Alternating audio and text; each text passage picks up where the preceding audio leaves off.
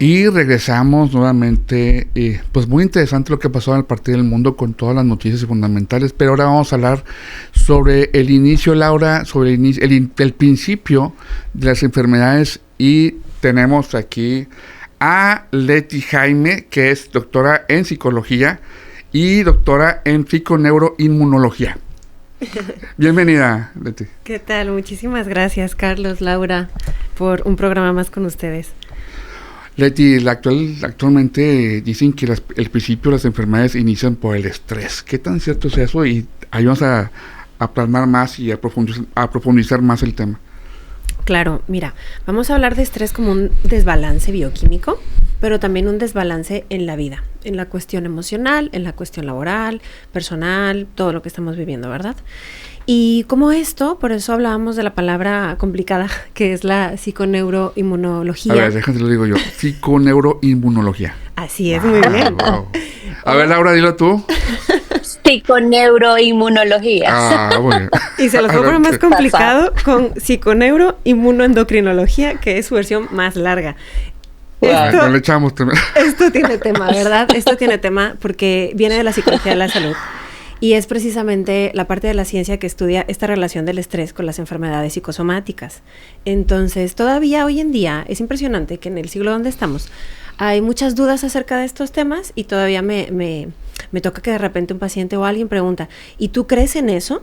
Y esto no se trata de una creencia, esto la cuestión es ciencia, ¿no? Es cómo se comporta el estrés en nuestro cuerpo y esto es sencillo de explicar. Es decir, mira, tenemos unas cuestiones con el estrés.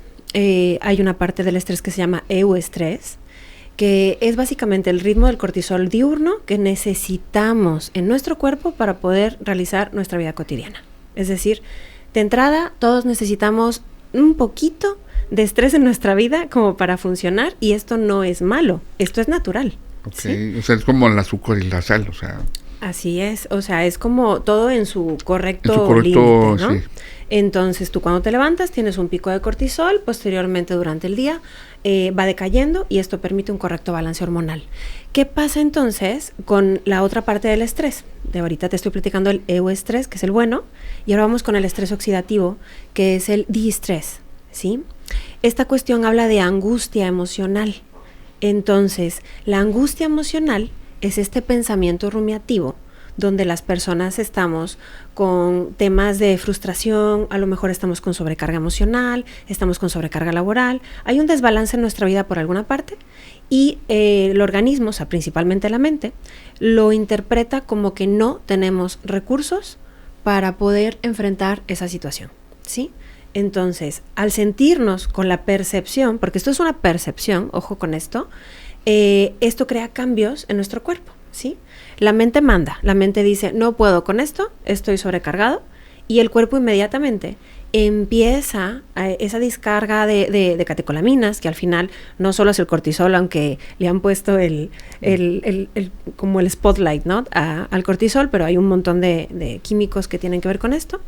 Y el punto es que se genera una inflamación, se genera una reacción en el cuerpo, esto se mantiene de forma crónica con un estado de inflamación, y esto también desencadena un montón de situaciones hormonales, de deficiencias, por ejemplo, nutricionales, también en la parte de las vitaminas, baja la vitamina D, se crea un clima como complicado dentro del cuerpo, y si se mantiene de una manera crónica en el tiempo, es cuando empiezan los problemas, ¿sí? Entonces, cuando tenemos este desbalance bioquímico, que de forma natural debería de ser bastante tranquilito en su curva de cortisol normal, ¿estamos bien? Cuando tenemos el desbalance, empezamos con la angustia emocional, empezamos con temas de rumiación, o inclusive también te diré que es un poquito, ¿cómo te diré? Silencioso en algunos casos, porque normalmente la gente que tiene estrés crónico no lo nota. Ya lo tiene tan normalizado que es gente a lo mejor que puede pensar, y por eso digo esto y hablo de este tema el día de hoy, que es un tema muy extenso y después tocaremos a lo largo de los programas. La gente piensa que no, yo no tengo estrés, porque lo interpreta como nerviosismo, ¿sí? Como, bueno, si no estoy nervioso o si no estoy intranquilo, si no tengo una sensación en el estómago o en el pecho, que generalmente eso tiene que ver más con ansiedad, no tengo estrés. Sin embargo, luego hay temas de insomnio. Es gente que no duerme. No duermes.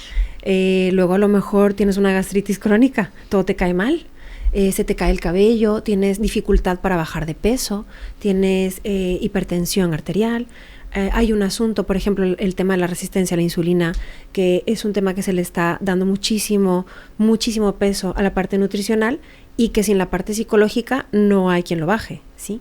O sea, una persona puede tener una vida fitness, puede comer muy sano, puede estar como en un nivel muy óptimo en su vida laboral, pero si tiene estrés, si tiene sentimientos que no expresa, que están ahí como en esta angustia, en esta preocupación, o simplemente un malestar, ¿sí? Emocional, al final esto te juega, digamos, en contra y se van desencadenando estos avisos que yo le llamo, que son la enfermedad psicosomática. Leti, justamente ahorita que hablabas de dos indicadores interesantes, pensamiento rumiativo y desbalance bioquímico y nerviosismo, ¿cómo puede una persona saber que tiene un pensamiento rumiativo, pero cómo esto pasa al estrés crónico o cómo diferenciar ese nerviosismo, esa preocupación por algo, a decir, no, ya esto es estrés crónico y ya tengo que ir a atenderlo? Bien, sencillamente, digamos que aquí lo vamos a ver no solamente con los síntomas físicos y emocionales que puedo sentir, porque a veces también hay personas que tienen continuamente un nudo en la garganta o que tienen una sensación de opresión en el pecho o tienen una situación emocional, que ahí es donde pudieran notar que el estrés ya se está volviendo crónico, se está sobrepasando. Pero más que nada, volvemos otra vez al punto del estrés en una fase aguda, es decir, hay una circunstancia en específico que me mantiene estresada. Por ejemplo, yo vengo tarde en el tráfico, yo soy una persona puntual, entonces yo vengo estresado porque quiero llegar temprano. Ya llego al lugar, termina mi estrés, ¿sí? Es una fase del estrés, que es el ciclo de Seidel, donde el estrés tiene un punto de inicio y un punto de fin. Con eso podemos vivir muy bien. El problema es cuando el estrés se vuelve crónico porque no tiene fin. Es una circunstancia que yo digo, esto no tiene para cuándo. O sea, una circunstancia que no termina. ¿Por qué? Porque los pendientes del trabajo a lo mejor no terminan. Porque tengo una mala relación en casa, una mala relación personal, una circunstancia que me está afectando y que a lo mejor considero que todavía no tengo las herramientas para poder abordarlo, poder enfrentarlo y no le veo fecha de cierre. Entonces es aquí donde la angustia empieza a hacerse mella. Y lo peor aún, y esto te va a dar mucha claridad a muchas personas, es que a veces ni siquiera son temas personales de uno mismo.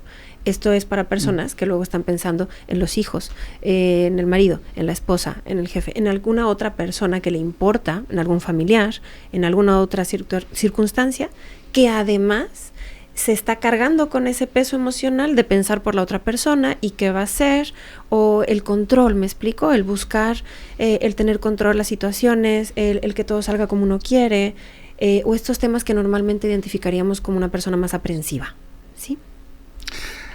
Leti, tenemos un minuto, pero creo que me contestes lo siguiente.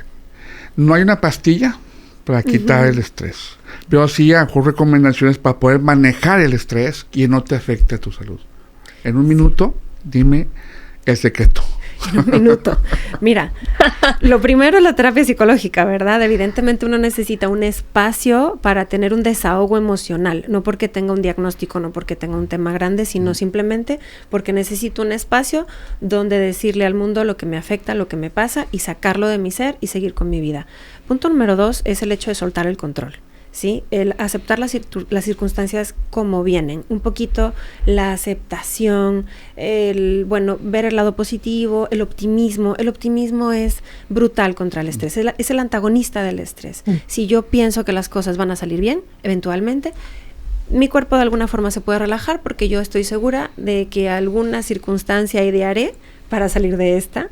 Y por supuesto el paquete, digamos, de salud, que es el hecho de intentar dormir bien, la meditación como herramienta fundamental para la vida, sobre todo cuando tenemos altos niveles de estrés o altas actividades, ponerle fin a la lista de actividades, o sea, desglósala en metas más cortas y que sean por día y lo que no se vaya al día siguiente, porque no podemos, hoy en día con todo lo que tenemos que hacer es imposible decir, ya acabé todo por hoy. Siempre hay cosas que se van para mañana. Quédate feliz con eso, déjalo para mañana, continúa tu vida y por supuesto intenta comer lo más balanceado posible, tomar agua, verdaderamente muchos estamos deshidratados y no nos damos cuenta, y haz ejercicio lo más que puedas. O sea, el paquete fit, por así decirlo, el paquete saludable es importantísimo para la vida, pero aún más que eso, y como receta te diría, percepción de la situación con optimismo, y con eso salimos adelante. Leti, ¿qué nos puedes tú recomendar tener actividades para poder reducir el estrés? O sea, algo que nos digas, sabes que esta es la parte médica, creo que tú ya nos comentaste, pero la parte, digamos, recomendaciones que nos podemos hacer para poder reducir el estrés o no estresarnos. Sí, bueno, como comentábamos al inicio del programa, como no estresarnos no es posible al 100% porque necesitamos un poquito de estrés para vivir, pero que no nos afecte, es decir, que no se vuelva crónico, que tenga un inicio y un fin, que tenga una fecha de cierre. Entonces, al inconsciente le encanta cerrar, ¿sí? De hecho, le encanta ordenar, le encanta como empezar algo y terminarlo. Todo lo que tú no termines se queda como un ciclo pendiente, como así como al fondo, como en segundo plano, como en la computadora, ¿sí? Y se queda eso trabajando, digamos, aunque tú no lo sientas. Entonces, yo te puedo recomendar un montón de actividades que está demostrado que funcionan, como por ejemplo hoy en día las técnicas de respiración, de relajación, el mindfulness, aplicarlo para la vida, la cuestión de la aceptación en el tono de la gratitud, es decir, darte cuenta de lo positivo que tienes en tu vida, más allá de todo lo que te falta, de todo lo negativo, de todo lo que tengo que hacer, todo esto. Sí, pero ya logré también esto. Es decir, cuenta logros, no cuentes faltantes. Por otra parte, algo que también es muy bueno y que mucha gente a lo mejor tiene temas que lo ve un poco más holístico, pero realmente es de ciencia también, es el tema del grounding, que quiere decir caminar descalzo en contacto con la tierra. Okay. Sí, lo puedes hacer si quieres en el patio de tu casa. ¿Abrazando un arbolito? Como tú quieras, en el parquecito, en el patio de tu casa. No te digo, si te vas a la playa, pues qué mejor, ¿verdad? Ahí se nos olvida el estrés. Pero bueno, dependiendo del nivel de trabajo que tengamos. Pero la situación es el hecho de contacto con la tierra. Ahí hay un intercambio iónico que nos ayuda a regular nuestro cuerpo, y además la naturaleza tiene un efecto muy tranquilizador sobre el cerebro. Más que nada porque te digo, la mente es sumamente, bueno, ¿qué te digo? Es perfecta, ¿no? Entonces tiene, por ejemplo, un mecanismo que es el efecto de un cambio de escenario, ¿sí? O sea, cuando tú sales de un cuarto y te metes a otro cuarto, hay un efecto en el cual tu mente, digamos que olvida un poquito lo que pasaba en ese cuarto y se concentra en un escenario nuevo. Tiene que ver con nuestros vestigios de ser sobrevivientes, de decir, bueno, tengo que estar atento a este nuevo escenario que se presenta para mí. Entonces, nos ayuda mucho a desconectar cuando hay un cambio de ambiente. Hay gente que, por ejemplo, está en su trabajo y come en su mismo lugar de trabajo al lado de la computadora. Terrible, ¿sí? Porque no desconecta. Entonces, ¿qué te recomiendo? Pues salte, ¿verdad? Salta al comedor, desconéctate, vete a otro escenario. Para la gente que trabaja en home office, que todo el tiempo ese escenario es su trabajo, su casa, su descanso, su salón de visitas, sí recomiendo mucho que tengas un espacio para trabajar que sea cómodo, ergonómico, iluminado, donde puedas dedicarte a eso, y que luego cierres la puerta y salgas de ese cuarto, ¿sí? Leti, pero hay algo muy importante, fíjate. Dime, y te voy a poner un ejemplo que hoy te la puse muy difícil, ¿verdad? A ver, venga. Todos los domingos, todos están muy contentos, relajados, pues ya el domingo a las 6 de la tarde la gente tiene un nervio porque tienen que ir a trabajar el lunes. Ajá. Entonces, te puedo asegurar, bueno, estadísticas dicen que el 90% de las personas que trabajan, al menos en México, no les gusta lo que están haciendo y eso les causa un estrés. Claro. Y eso es parte de la salud laboral, salud mental. O sea, tú explícame un poquito qué tanto puede afectar con ese porcentaje que realmente eso afecta y por eso hay un alto índice de estrés en los ambientes laborales. Sí, bueno, si nos vamos al estrés laboral, que ese es tema como para otro podcast completo. Sí, claro, no, es grandísimo, pero digo, a final de cuentas todos le dedican más tiempo al trabajo que en sus casas, entonces yo creo que es algo muy importante. Bueno, ese principalmente es el tema de la percepción, es decir, cómo yo interpreto mi realidad. Y aquí voy a tocar el tema donde algunos se me puede sentir, pero básicamente es el hecho de tú cómo interpretas tu realidad, desde el victimismo o desde donde tú eres el factor de cambio en tu vida, donde tengas responsabilidad, no culpa, porque a veces la gente cambia mucho este término. Es decir, responsabilidad quiere decir, y con esto me voy a ir a otro tema también súper importante que está entrelazado. es el hecho de tú vas a trabajar porque tienes que o porque quieres una vida mejor. Es decir, ¿tú tienes un beneficio de tu trabajo? Sí. Entonces, ¿lo quieres ver como una condena, como un castigo? ¿O lo quieres ver como una oportunidad de tener el ingreso que tú necesitas para vivir? Aquí la cuestión solo es como tú te replantees las cosas, ¿verdad? Uh-huh. Cuando tú haces este cambio y empiezas a preguntarte a ti mismo por qué haces las cosas, y si tuvieras la oportunidad de cambiarlas, ¿lo harías? Porque verdaderamente, perdón, pero las personas no somos árboles. ¿Por qué continúas en un espacio que no te hace bien? Es decir, yo te puedo decir un montón de cosas y tengo un montón de casos que están en situaciones, y me voy a meter en temas escabrosos, pero a lo mejor es el hecho de tienen una mala relación matrimonial, pero no están dispuestos a divorciarse y no están dispuestos a ir a terapia y no están dispuestos a arreglarlo. Entonces, la situación va a continuar, ¿sí me explico? Hasta que llegue la sangre al río. Es decir, va a tener efectos posteriormente más grandes si no se toma una decisión ahora.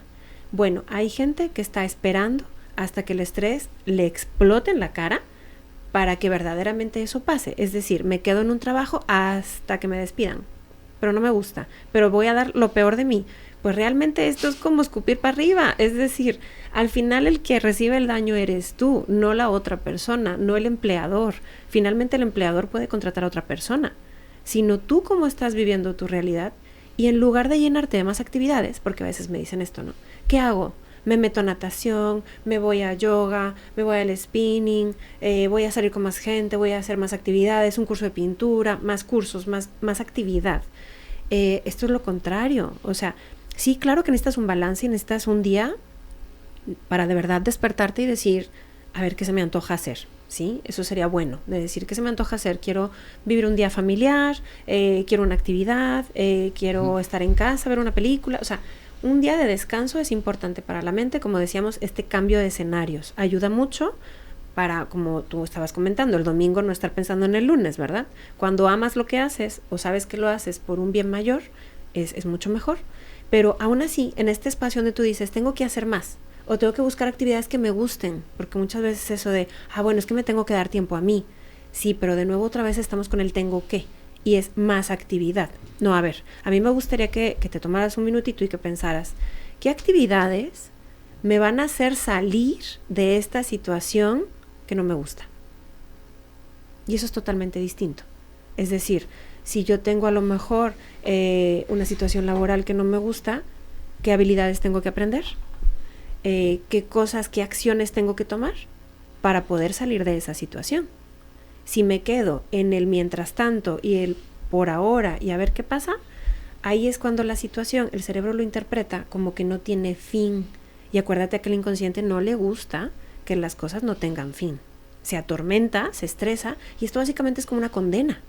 Se interpreta como básicamente esto es una prisión de la que tengo que salir, y entonces empiezan los síntomas psicosomáticos y hay gente que se enferma. Entonces, un indicador muy importante de que estás estresado es que te estés enfermando. Eso habla de que tu sistema inmunológico está bajo. Ok, vamos a resumirlo. Sí. Esa tesis profesional de Leti Jaimes. Ya hablamos que el estrés es el principio de las enfermedades. Punto 1. Punto número 2. El estrés, digamos que nace de algo que no quieres hacer y que de una manera te afecta emocionalmente. Háblese, el lugar donde trabajas no te gusta lo que estás haciendo. Estás en un matrimonio que ya no quieres estar en ese matrimonio. O practicas un deporte que no quieres estar en este deporte, porque a lo mejor te gusta otra cosa, pero lo haces porque lo tienes que hacer. Digamos que es el principio de las actividades que tú haces que no quieres hacer. Entonces, la pregunta es, ¿qué es lo que tú quieres hacer para que tú te sientas bien en cualquier ámbito? ¿Está bien?